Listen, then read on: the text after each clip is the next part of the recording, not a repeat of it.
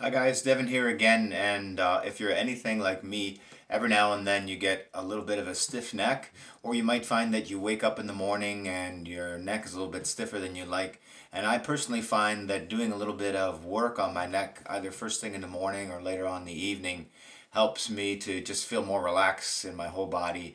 And especially if you do it first thing in the morning, it just makes moving feel a little bit more easy and gentle through the day, and can tend to perhaps even prevent or avoid headaches if you tend to get headaches, and just make you feel overall a little bit better and more relaxed. So I'm going to go through a little sequence quickly with you of what I like to do if I have a stiff neck, something that you can do on a regular basis. It's very simple. You can do it anywhere. You just have to have something to sit on and a few moments of peace and quiet, and you can do it. I find that the important thing is to be able to be relaxed and take time and breathe and really be intentful about creating a space to do it, as opposed to sort of like fidgeting around with the neck throughout the day, which just tends to increase the amount of stress that you feel around it. So find a nice comfortable spot to sit, and you can try some of these out. I won't do as many repetitions of each movement as I normally would, just so that we don't take up too much time, but you could go ahead and do lots more if you're on your own.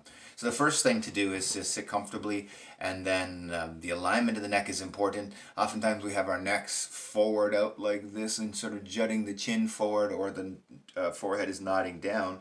But what I would like you to do is feel that you tuck the chin in and then lengthen through the top of the head. So it'll almost feel like you're creating a little bit of a double chin, which is going to feel weird at first, but in the long run it creates a little bit better alignment for the neck. And so try to keep that alignment as you do the different movements.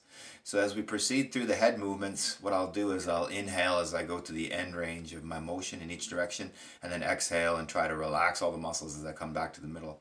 So the first thing I'll do is rotation. So as I take a full inhale, I'll bring my head over to one direction. Again, I'm tucking in the chin a little bit and feeling length through the top of the head, and then exhaling full breath as I come back to the front. And then the same thing in the other direction, inhaling, coming over to the opposite side. And as I go through the exhale, I'll try to feel it, the muscles in the back of the neck relax completely. So I would do probably 10, 20 repetitions each side with this, depending how much time you have. Really take your time. Inhale. And then exhale as you come back to the front. And now from here, tuck in the chin again. And this time you're going to go side to side. So you bring the ear over to the shoulder. And exhale here.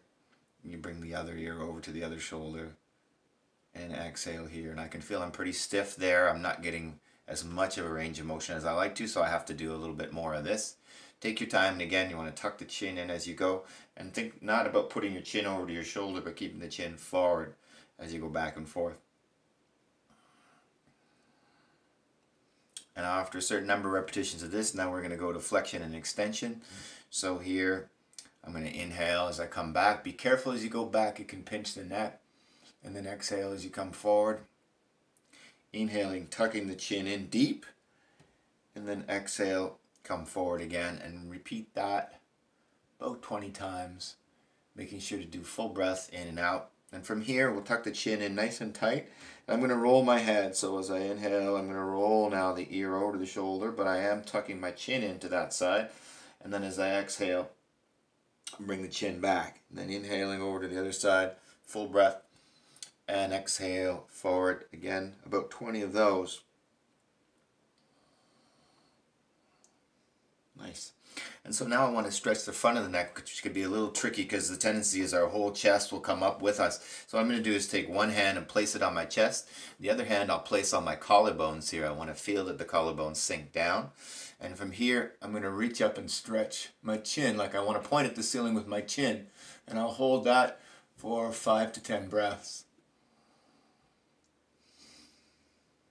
And you'll feel a stretch along the front of the neck as you open up this broad muscle called the platysma, as well a little bit of your sternocleidomastoids mastoids and your scalene muscles. Then we're going to do each side separately, so you take your hand and press down the ribs and the collarbone here, and then you're going to point your chin to the opposite direction.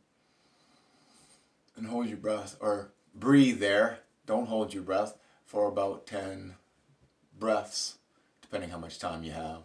And then again to the other side, same thing here. So then you'll feel stretch, as you can see, more on the muscles on this side of the neck. So once I've completed that, I like to do a little self-massage. There's a few really great tools that you can do with your own hands. You don't need to have any extra sort of ball rolling tools or anything. The first is from Time Massage. It's a little technique called the Nutcracker. So what you do is you interlace your fingers like this, and you're going to be using this part of the hand to do the massaging. So this stays nice and tight. You take the arms behind the head and nod your head forward a little bit, and then you squeeze a little bit with the palms of the hands as you lower your elbows. And this sort of picks up all of the broad muscles back there, especially the trapezius muscle, and lifts it off the back of the neck. And you can go up and down a little bit like this, as much time as you have, as much time as you want to spend. And this one, very dramatically called the ice pick. Again, the fingers are interlaced. We're using the thumbs. You place it just below the head, somewhere at the top of the neck. You want to find the tight muscles on either side of the spine. And then what you do is you just gently drop your elbows down. And what's happening is my thumbs are coming together to apply pressure. So I'm not squeezing with the thumbs as much as I'm levering with the thumbs. So that feels good. And you can go down a few spots as you work your way down the neck. You can also tuck your chin in to expose more areas of the neck. And if it's a little warm and you have some sweat, you can actually slide the fingers down, and that's fantastic too. As well, you can use individual thumbs. So if I have a muscle that's sore over here, I might just interlace my fingers and just use the one thumb. But what I'll do then is I'll start to move my neck. So I might move my chin to the opposite direction. And as well, there's a really great spot for me here that's shooting right up into my forehead.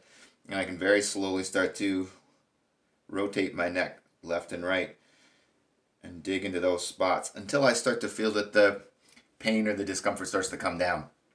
Another one that I really like to do, especially for the trapezius muscles, these broad muscles here, is I'll make a hook with one hand, usually the opposite hand. I'll dig that hook in, and then I'm going to start to roll the neck. So some people will try to kind of rub with their hand, which is a natural type of thing. But in this case, what I'm actually doing is making a solid hook. I'm peeling away the muscle, and then I start to roll into the opposite direction. And that really does a beautiful job of working through those muscles, especially if you have stronger hands. If your hands are not strong, you might find it's a little challenging to do this, and then go find someone else to do it for you. As well, if you're finding it really difficult, you can also take two hooks like this and use both hands and peel back and forth. Right? Kind of a final technique you can do if your trapezius muscle, especially out here, sometimes we get a trigger point or a sore spot in the top of the muscle, in which case, I don't know if you can see it, but what I'll do is I'll actually make a pincer with my hand. I'm going to squeeze around. Usually I'll shrug my shoulder up to soften the muscle. I'll squeeze until I find that's a tasty one. And then what I'm going to do there is, again, start to move my body. So what I'm doing is rolling my shoulder here till I find the nice spot, gently working with the shoulder rolling motion, because trying to squeeze with your hand, you'll get fatigued very quickly. But if you just roll the shoulder and move around that point, eventually it will start to feel better and you'll relax. And at the end, usually of this practice, I'll take my hands against the back of my head, and I'm going to tuck my chin and just have a nice long stretch of all the muscles in the back of the head. I'll spend some time there, just taking some deep breaths, trying to relax, and usually by the end of it, the muscle tension around my neck has come down at least a little bit, and then my shoulders start to relax, and it has this sort of domino effect all the way down the body. So give it a try. I hope you enjoy it, and feel free to send me a message if you have any questions, or if you had good results or anything else. All right, see you tomorrow.